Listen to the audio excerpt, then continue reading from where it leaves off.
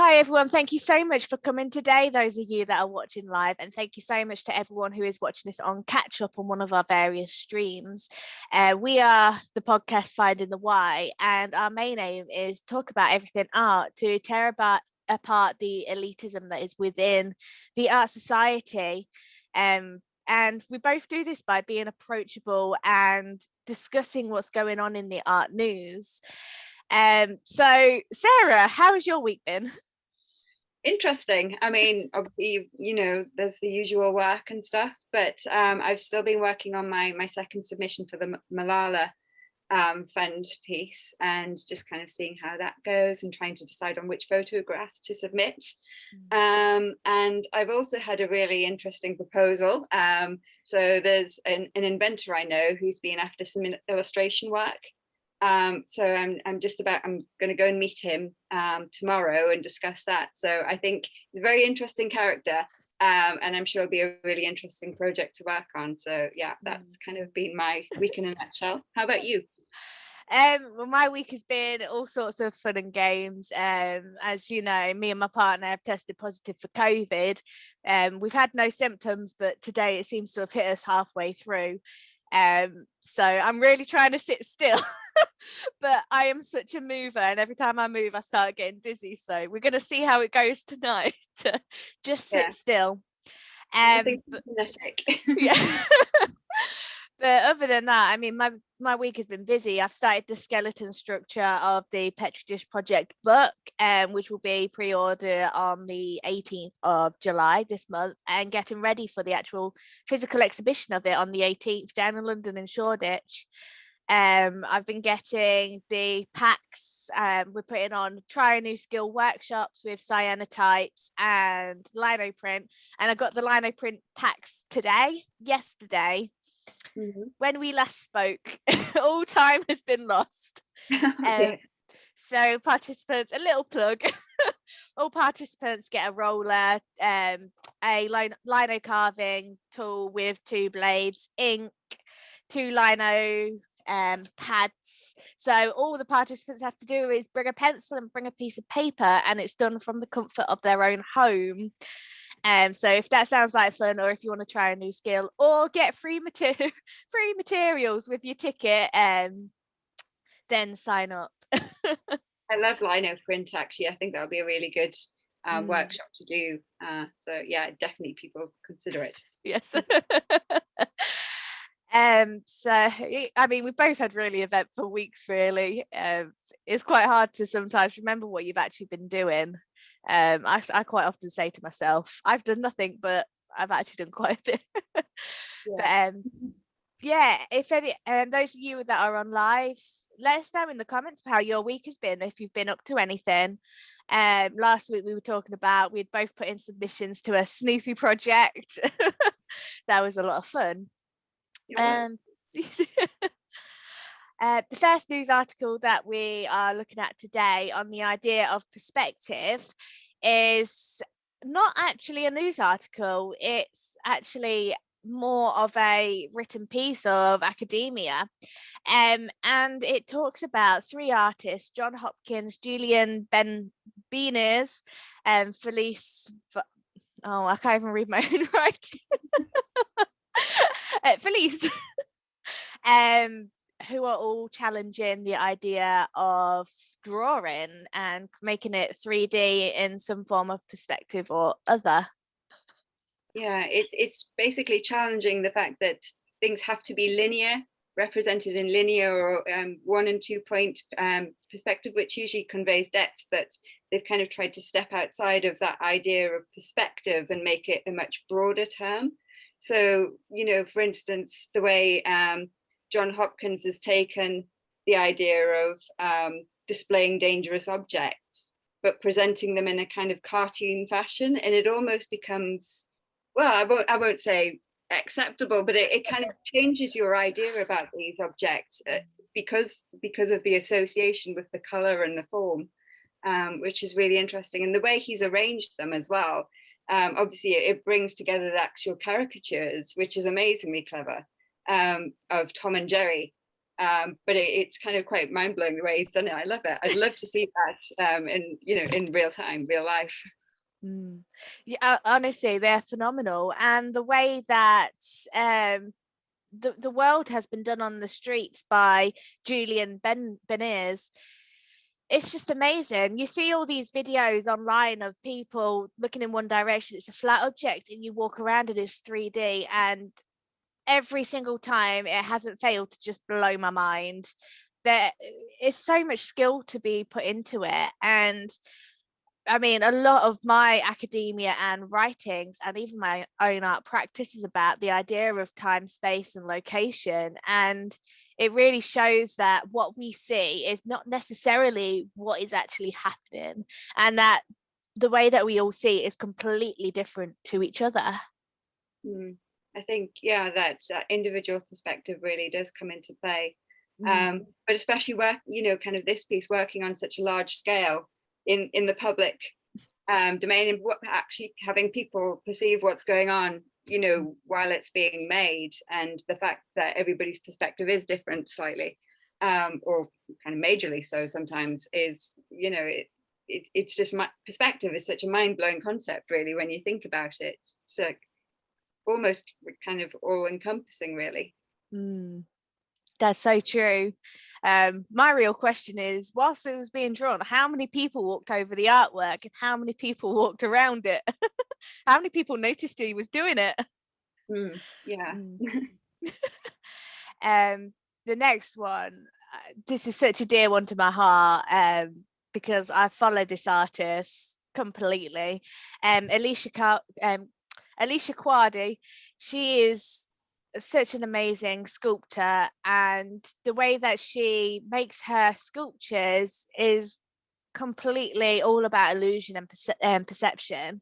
So this article is about 12 stones that have been placed across 3 continents, that really make you question the idea of reality, space, time, and they represent the idea of the supergiants that are out there in the universe, and the micro versus macro. She's taken these giant planetary objects and plonked them on our Earth as these, well, you wouldn't really call them tiny since they're still bigger than us, but at a much, much, much smaller scale to what they actually are meant to be.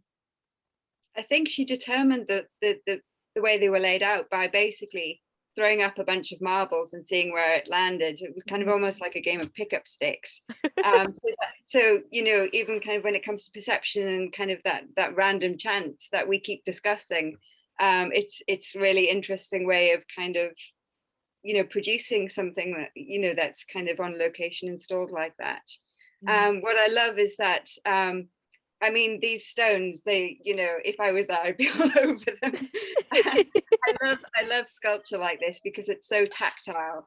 And I think she's used 12 different types of stone sourced from 3 different continents, amongst which you've got the Carrara marble from Italy, which was a favorite with Michelangelo when he sculpted.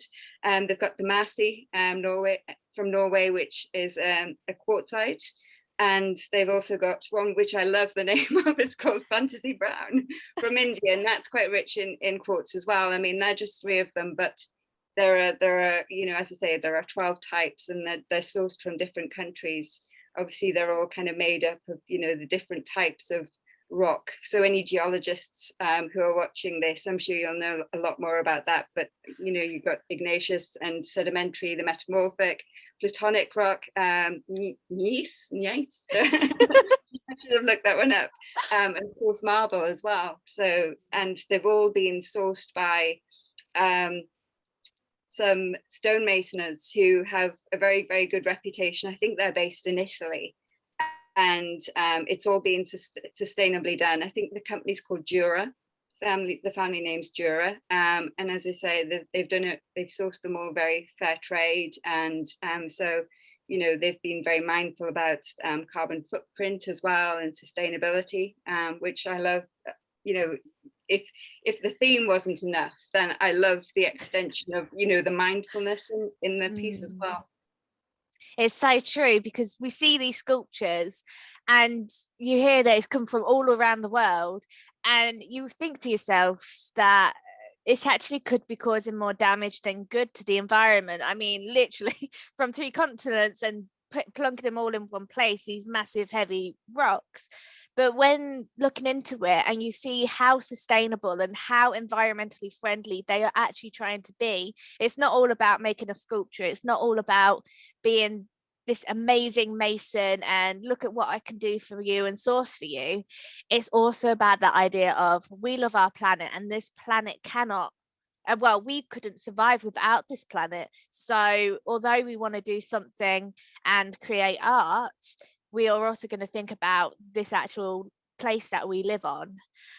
And I think that is one of the biggest, truest factors when looking into businesses, is how much do they love the environment? What are they doing to purposely make themselves as sustainable and eco-friendly as possible?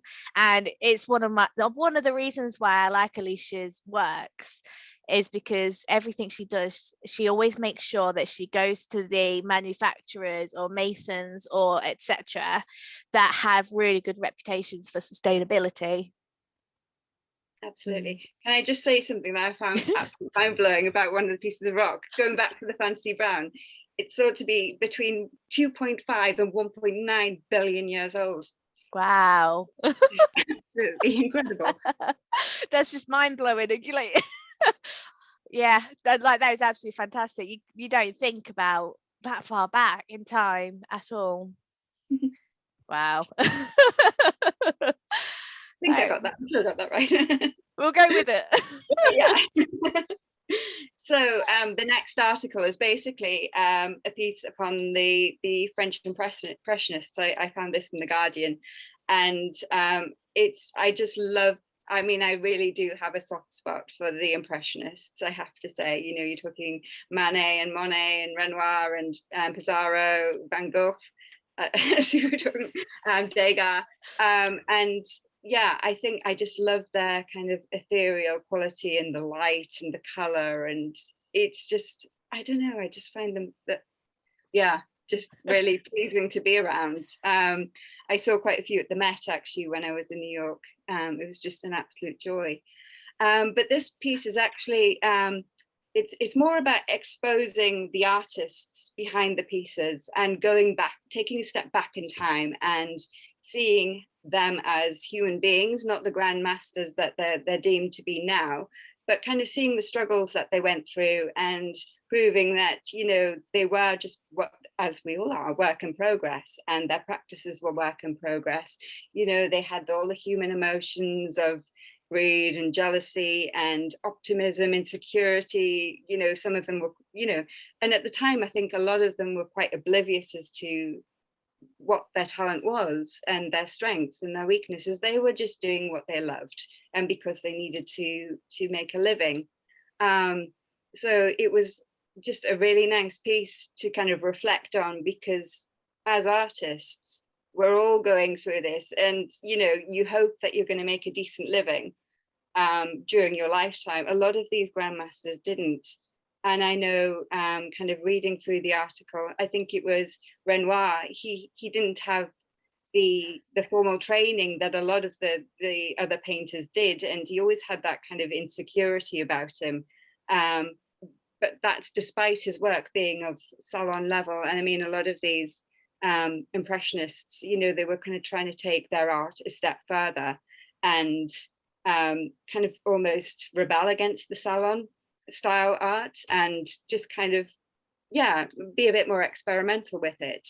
But he was just as good as any of them. He just didn't realize it at the time. But as I say, kind of the perceptions of the grandmasters are they must have made a bomb in the day, and you know, they probably had this really kind of arty lifestyle, and you know, it's a lot about what we're fed and the perceptions that we have about people, like anything. But yeah, I agree with that. I mean, I have such a soft spot for the Impressionists because their work is just so tactile, and you can feel what the painting is trying to tell you, and you can see how they perceive the place. They're not going for that photorealistic that nowadays cameras can just do. They're going for the idea of, how can I make them feel the way that I feel on this day in this place and what I see. And I absolutely love it. I mean, Van Gogh is one of my most favorite artists because he can do that.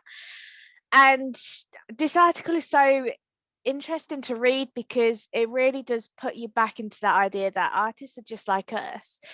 And it's sad to say, but a lot of artists' artwork become valuable when they die, because what is out there is now limited. They cannot produce any more artwork. It is it. Whereas when you're alive, you, in the future, you could make 200, 2,000, 20,000 more artworks, which could make your art more valuable. It could like make it less valuable. And I think that's one of the saddest things about being an artist. And it puts that into perspective. And it's so important when you see these masters that you were taught are the masters, the biggest pioneers in the art sector in that era. It's so important to do your research on them. You look at people like Van Gogh and you think, tortured artist. He made these artworks when he was tortured, but he didn't. He traveled. He had his bad periods of his bad mental health that did deteriorate over time. But these artworks weren't created when he was having those moments. These artworks were created when he had those glimpses of feeling okay and was able to splurt it all out onto a page. So I guess what I'm saying with this article is, do your research on what you're taught and what the masters really were. They weren't rich in their time. They weren't flaunting about money, traveling here, there, and everywhere. They were struggling, and they were human, and they're just like us. Which a lot of their letters actually showed. If you can ever get to see any of their letters, especially in person, I have to say go for it, because they are some of the most poignant and mindful things you will ever read, and it shows that they really are going through the same struggles as us. They weren't like, yeah, the letters are just stunning. Like, really read them. Very, very revealing, and it's like an insight into their life and times. And if it's from the original, obviously you haven't got the Chinese whispers, or the kind of the passed on information that kind of gets warped over time, I guess. That's so true. And I mean, this is why articles like this are so important. I have my toings and throw-ins about the actual Guardian, but this article just hits home because it's so true, and it's there to make you question and make you think, what have you been taught and what is the actual truth? Because everyone is human and no one is above tragedies, jealousy, and all the human emotions that we all go through. And yeah, so they're the three articles that we wanted to talk about today. If you have any views on what we have spoken about or about the articles themselves, do let us know. And how do you deal with perception in your artwork? Is that the most, like, the main point in what you do? There we go. So we're moving on to our book recommendations now. So I'll let Sarah go first. It flows so well from what we were just discussing. It does. So I love books, and I love going into secondhand bookstores and having a rummage. We've got a great bookstore in Alnwick, not far from here, called Barter Books, where I get to when I can. And there's also like a local charity bookshop just kind of 5 minutes from my house. So I usually go and spend a bit too much money. You go in thinking, oh, what they got, and come out with like a load. It's like my bookshelf is just completely overburdened with books, and ones of this size as well. They're not particularly light. So my book recommendation is this one. It's I suppose it's maybe something that you put on a coffee table. I don't know, but I find it a really lovely book Sorry, I'll try and get it in the break. It's fine, you did do it a minute ago. It's a magic book. God, I'm not very good at this, I have to say. It's called Monet by Himself. And basically, sorry, oh, there we go. There we go. Book full of letters. It's a book, it's got drawings, it's got caricatures, it's got the paintings. It's such a beautiful book, and it's one that I don't read cover to cover, but it's something that I do dip in and out of.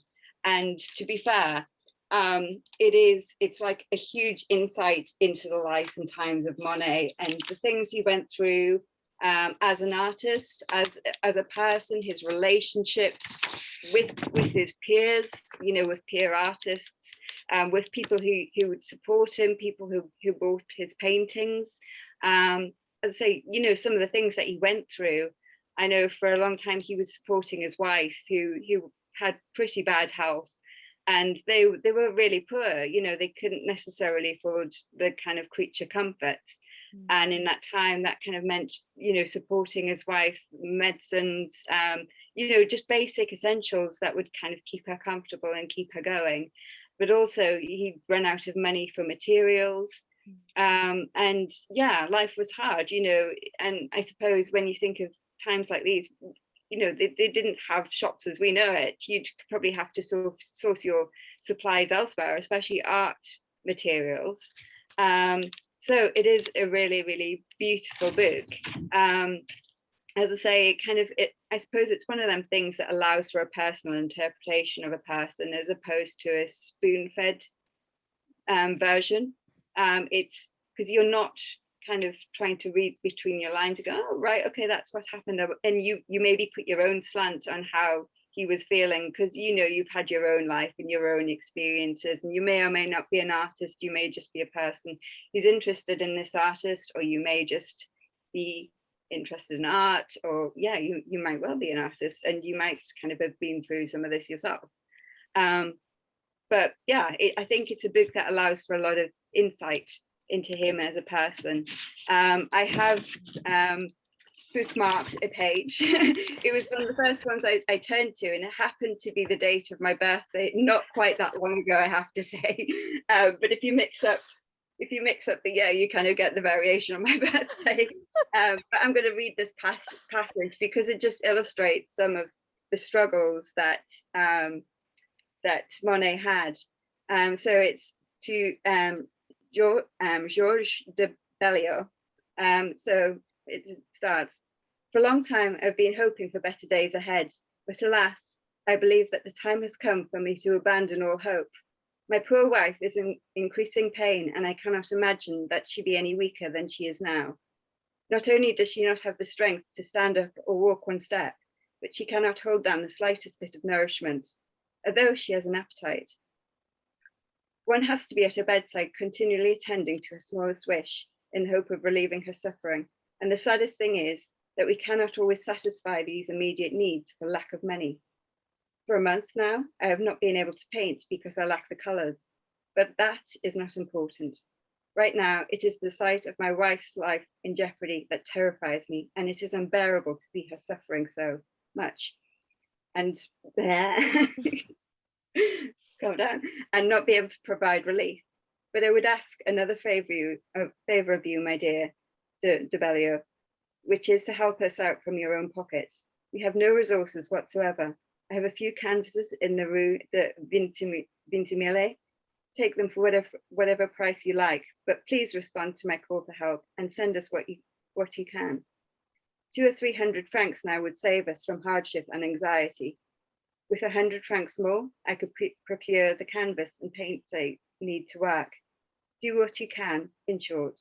I told our landlady to let you in, so look at my paintings and buy them for whatever you like. Awaiting your reply, I send you my best wishes. Yours, Claude Monet. So yeah, it's kind of, this, I think this was in 1879. And I suppose, it goes on, the book goes on through the relationships that he's had with various people, and even the deterioration of his own eyesight and how he he was offered the chance of surgery to correct it, and he decided to decline because he wasn't assured that it would be successful, or to what degree there might be any kind of improvement, in knowing the cost of it. And yeah, it's, as I say, it's a wonderful book if you can get a hold of it. Yeah, I think that book is just fantastic, and showing me the cover, I actually realized I do have that book on my shelf. And it really, really does humanize the struggles that they actually did go through. I mean, just imagine having your wife so sick and no money, that you're literally calling to your friends to be able to just go, look, take what you want, pay what you want, just we're only asking for what you can. And I mean, it just hits hard. Very. And where have I put it? My book recommendation, with my organizational skills, under loads of paper, obviously.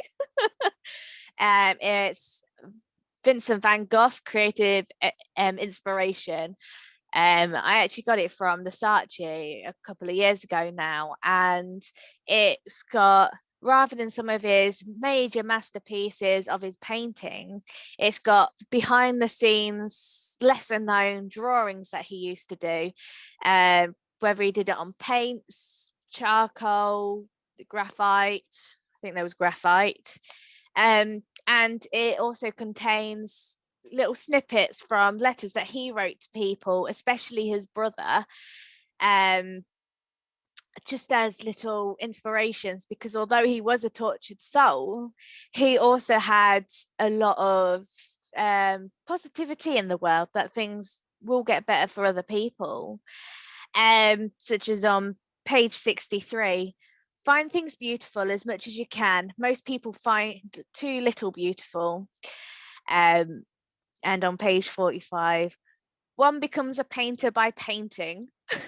I mean, some of them are just so simple, and I mean, they do come across as those shit quotes I've just made up, and people to put on it on Instagram and stuff like that with anonymous. But I mean, a lot of it speaks so true and rings so true, because you really are a painter as soon as you start painting. It doesn't matter what caliber, as it shows with those old masters, it doesn't matter what caliber you are. I mean, you never know what's gonna behold when you die, and what the actual prestige your art might hold up to. So for me, it's having this book just reminds me, just keep trying and just keep going, because good things really will happen. And sometimes you do just need a very positive quote in the bad times. Yeah.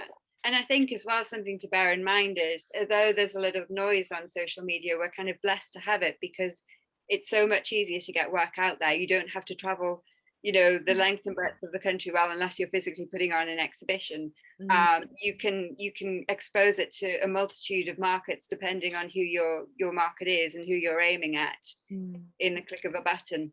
And if these guys can do it, and albeit it's taken till they've died, in some respects, for them to gain that reputation, it's much easier to make it in this life. Yeah. It is true. Like, looking back at, say, Monet, and then compare him to Alicia Quadri, I mean, having social media and the means to be able to travel, the means to be able to commission sculptures, to be able to get yourself out there and network more, it's years apart. And it just shows that nowadays it is a lot easier to live and make a living out of your artwork while still alive. But I mean, it's still the same grind, because nowadays there's much more competition that you're having to compete with, which we were actually talking about before. I mean, as much as every artist is in competition with each other, we should be supporting each other, because you never know, that one person you've sent a different artist way might come back and actually buy something of yours as well and share the money. And I think it's something that I really do stand by, is really supporting other businesses, small businesses and artists, because we ourselves are businesses in one sense or another. As they say, the universe is abundant, and there is no shortage. We've just we're all in this together, so to speak. And yeah, it's there is always enough. It's just when people start to sit Yeah. on too much and don't share, that's when the Yes. problems arise. I completely agree.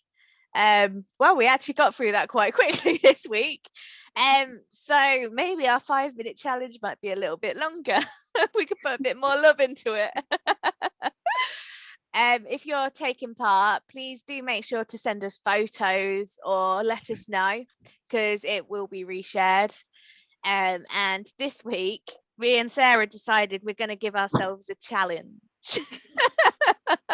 Big one. Yes, as we're setting up. So all you need for this challenge is air dry clay. Before this, we decided we'd quickly sort out a base for it, and there we go. We could see the massive clump I've done. There we go. I thought we were doing like, oh no. There we go. I thought we were doing like a school type flat one. I thought I'd do a big one. I thought there's no consistency here. Mine's stuck. Oh god. Okay. Well, I probably didn't have enough clay anyway to do a big kind of head. So mine and mine keeps falling to bits, so it's probably just as well that I appreciate it. So we're actually going to do portraits of each other. And for the music today, because England won, yeah, we thought, well, how about 3 lines? Yes. So okay, we've got many versions of this, so I'm going to have to slightly kind of adjust my camera as well, so you can actually see what I'm doing. Oh, that's not going to work, is it? Yeah, you're just going to have to stare at my desk for a while. And it might come into screen at some point. Yeah, maybe when your hands, you have to keep them moving, you cannot stop. I feel like Tony Cooper or something. Just like that. Sarah. Right, music, cue music. How long have we got? As much time as you feel like. Okay. Oh, you're going to need to see me, aren't you? Kind of. Well, at least I can see your face anyway. Where's my face? Exactly.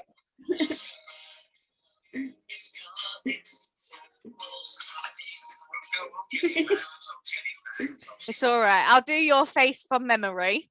Okay. Well, you can watch it. There we go. I'll just do so.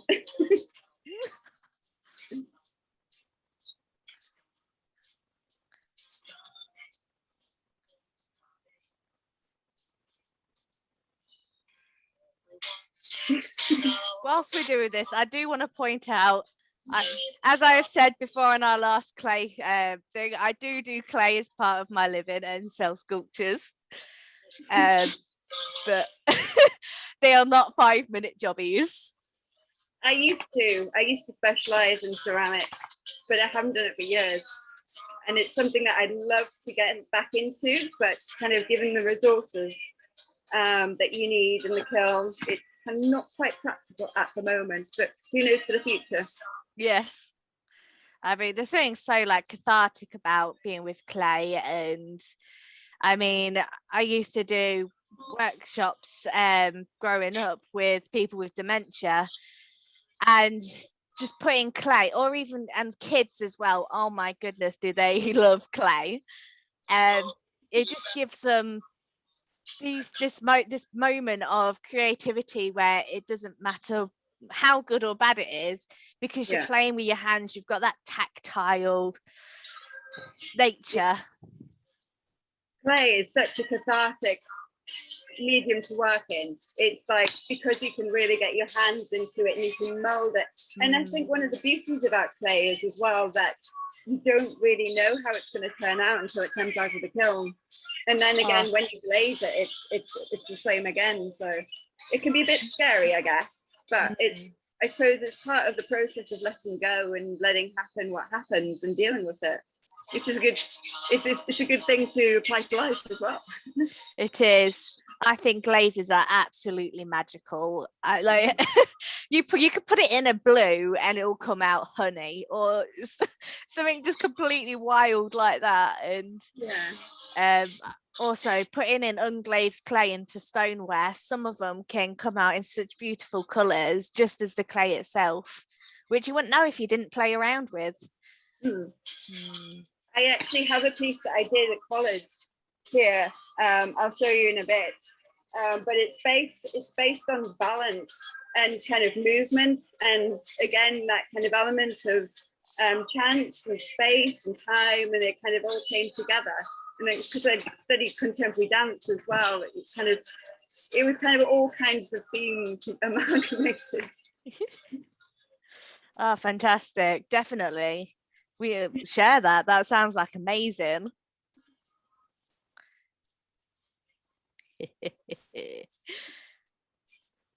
It's going to be a grand reveal when we go out back.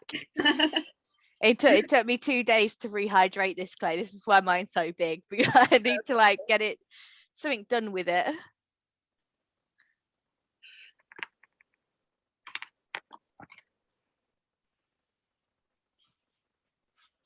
This is version 2. Which may well be removed from YouTube. Or it will stay on there for the rest of your life.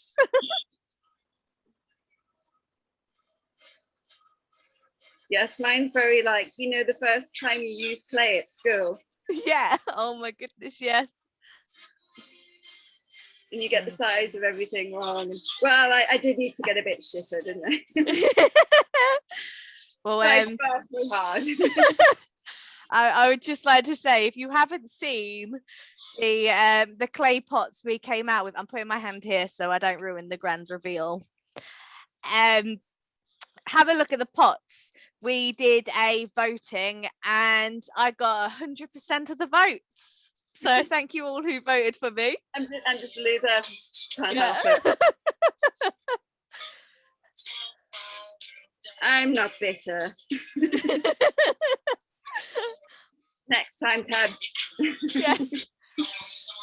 Like they said on RuPaul, don't be bitter, just get better.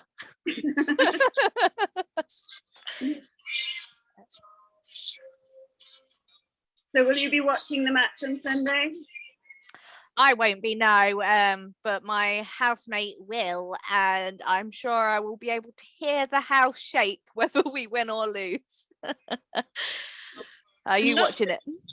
I will be, actually. I'm not the greatest football fan. In fact, I know next to nothing. But and it makes I probably am a bit of a Glory supporter. But I kind of think, given everything, given what's happened, the fact that we have made it so far is a bloody miracle.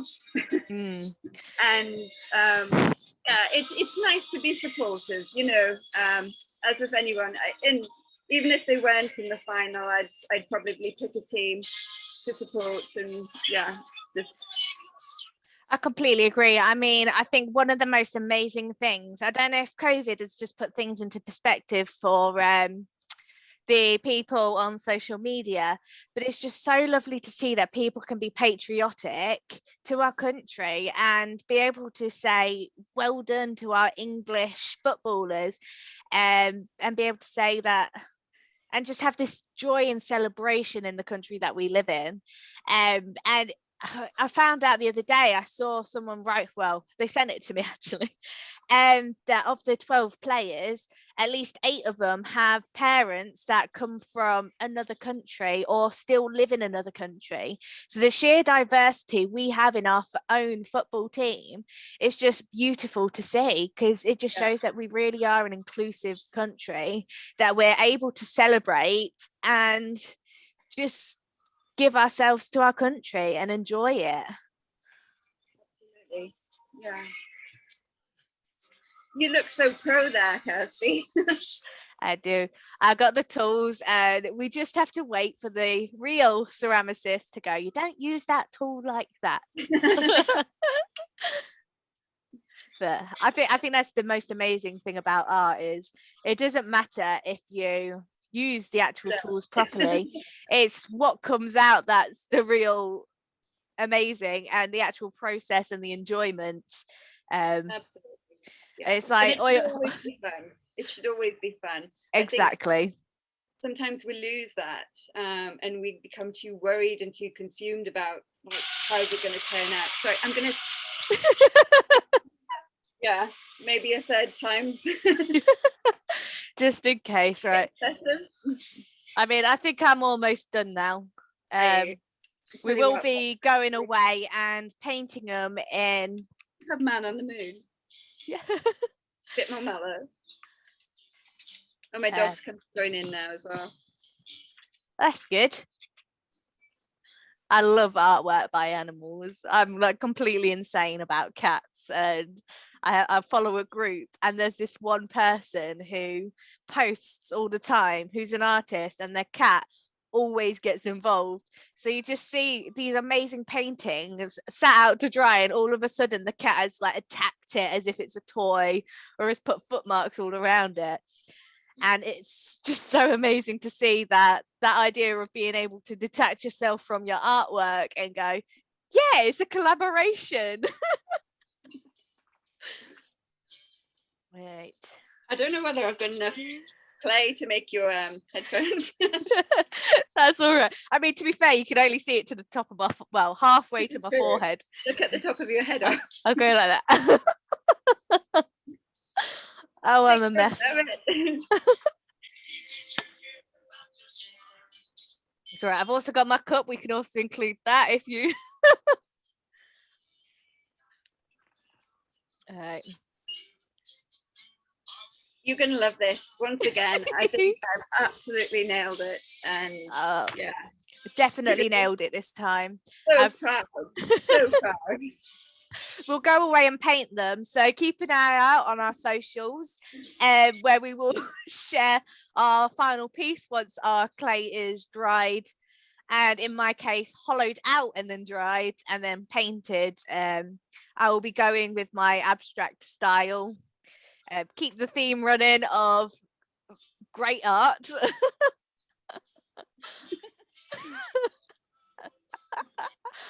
Oh dear, this is just such a likeness to you. Oh, good. Do I look like Medusa? Not quite. I need to give you more. I need to give you some cheekbones and some hair. Hair's overrated. I'm sorry, people, you're missing this masterpiece. It's all right. There's going to be a great reveal because we haven't seen what you've done.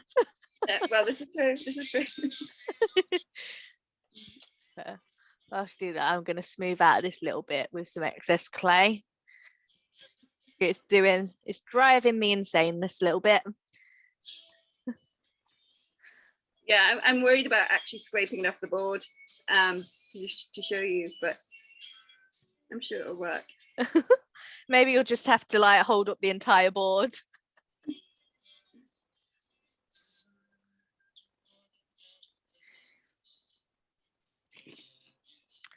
I think the question sometimes is knowing when to stop with your artwork. Yeah, probably. And knowing that we have a full week to prepare this. For sure. If you fancy some art, some bad art, then do get in touch and we'll negotiate a price. Yes. We'll have a merch counter when we go on tour. Maybe we should do it as part of the proceeds goes to a charity of our choice. Yeah, something like that. That would be really, really nice to be able to do. Yeah, absolutely. All right. Yeah, I'm going to leave it because I think this is the best it's going to get. Okay, I'll just give you some hair. Bearing in mind that I will make the hair better. I'd just like to say, I said that with my pots. I says, this'll do. I will make it better. And then I completely destroyed it, tried to remake what I had done. I just want to give you some eyebrows before we... Yeah. It's all right. It'd be more realistic without the eyebrows, without the makeup. There's nothing there. Oh, Kirstie, you're an absolute joy to work with. I keep realizing, because I'm really uncomfortable the way that this is, having to balance on things in my chair. Every time I move, my bed just appears behind us, with the joys of working from home and self-isolation. Yeah, I've just about got it off the board. Probably all fall to bits when I hold it up, but there you go. That's all right. It's a metaphor for who I am as a person then. Falling to bits. Aren't we all?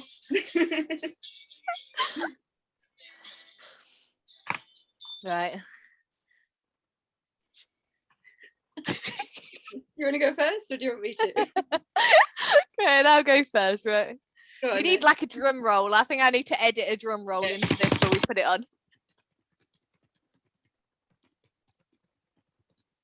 I was going for a Giacometti type of style. I could tell that. Did you know that Giacometti's figures deteriorated with his mental health? At what point is my mental health then?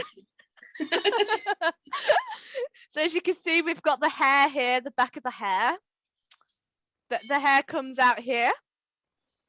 We've got the nose, the chin, the little eyeballs. No, eyeballs. There we go. As I say, I've gone for more like old school, like really old school. You know, the first piece of clay that you ever picked up and told to make a face. Yeah. I'm so ready. I didn't ever think I'd have Kirstie's head in my hand. I love that it's meant to be headphones, but the way the light hits, it looks like massive ears. Well, they can be ears. I may well do that. But there we are. There's Kirstie. Oh, I love that. That's fantastic. I should have done your mic as well, actually. That would be... I have to say, I'm going to ask my dad to get a photo. We've got these ceramic faces. It reminds me so much of that I got from Japan from a traditional artist. And it looks just like that, the way that you've done your nose and everything. So you did it in a Japanese style. I'll send you it through the post. I'll put it up on my wall. Thank you. Not in the bathroom. No. It's all right. You must hear that you give somebody some art, it ends up in the toilet. Well, in the first episode, we did sketches of each other, and the sketch I've done from you is still above my bed on the wall, so it watches Tom's sleepers at night. How does Tom feel about that? It doesn't matter. Oh dear. God, that was a joy. I actually really enjoyed that. Yeah, it was a good laugh. So yeah, just what we needed. If anyone else has joined in with this, please send us photos of what you've done and we will reshare them. The worse it is, the more we love it. Absolutely. And I'll certainly be attempting to make this a lot worse. So please make sure to join us next week live.